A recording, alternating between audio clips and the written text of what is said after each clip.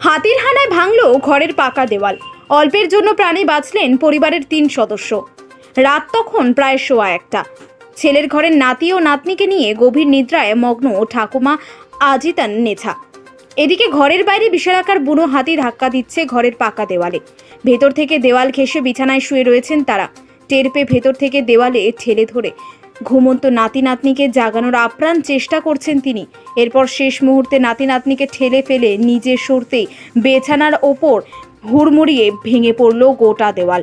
অল্পের জন্য প্রাণে বেঁচে গেছেন তারা বলে জানান আতঙ্কিত আজিতান নেছা। শনিবার রাতে ঘটনাটি ঘটেছে ফালাকাটা ব্লকের পূর্ব দেওগাঁও এলাকায়। এলাকার মহিরুদ্দিন মিয়ার পাকা ঘরে হানা দেয় এক বুনো হাতি। বুনো হাতির হানায় ক্ষতিগ্রস্ত হয় ঘরের একটি পাকা দেওয়াল। মহিরুদ্দিন মিয়া ভুটানে শ্রমিকের কাজে রয়েছেন। বাড়িতে পুরুষ মানুষ না থাকায় চরম আতঙ্কে রয়েছেন পরিবারটি। হাতি আসছিল, হাতি এসে আমার শাশুড়ি মা, আমার মেয়ে, আমার ছেলে এক জায়গায় শুয়েছিল, বিছনার মধ্যে, বিছনাও ছিল ওয়ালের পাশে।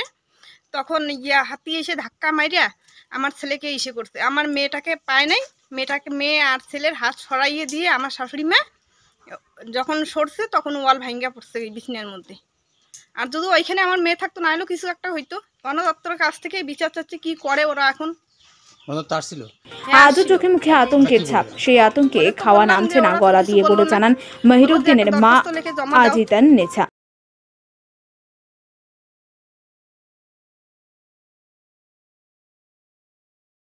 একটা 15 মিনিট আছে এখানে ছিলাম বিছানার মধ্যে, তখন হাতি আসে ধাক্কা মারলো। আমি জানালার না সিঁড়ি ধরছি এইরকম করি, কপাটের না এই যে জানালা ছিল ওইখানে ধরছি, ডিক্কি বাচ্চাগুলাকে ঠেলি ফেলে দিয়ে আমি নামছি। নামি এখানে নামতে একেবারে ওয়াল ভাঙ্গিয়ে একেবারে পড়ে গেল অল্প। তখন আপনি বিছানায় ছিলেন? হ্যাঁ। আপনাদের গায়ে পড়ছিল কি? গায়ে পড়েনি, ওই তো খালি বিছানা থেকে এইরকম সামনে নামছি।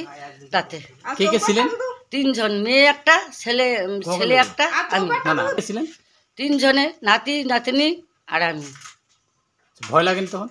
ভয় লাগে, আমার এখনো কলজা ধাও ধাও করতেছে, আমার খান খোরাক পেটে। রবিবার সকালে এলাকায় যান বন দপ্তরের দক্ষিণ খয়েরবাড়ি বিট অফিসার প্রকাশ সুব্বা। ক্ষতিগ্রস্ত পরিবার আবেদন করলে সরকারি নিয়মে ক্ষতিপূরণ পাবেন বলে বন দপ্তরের তরফে জানানো হয়েছে।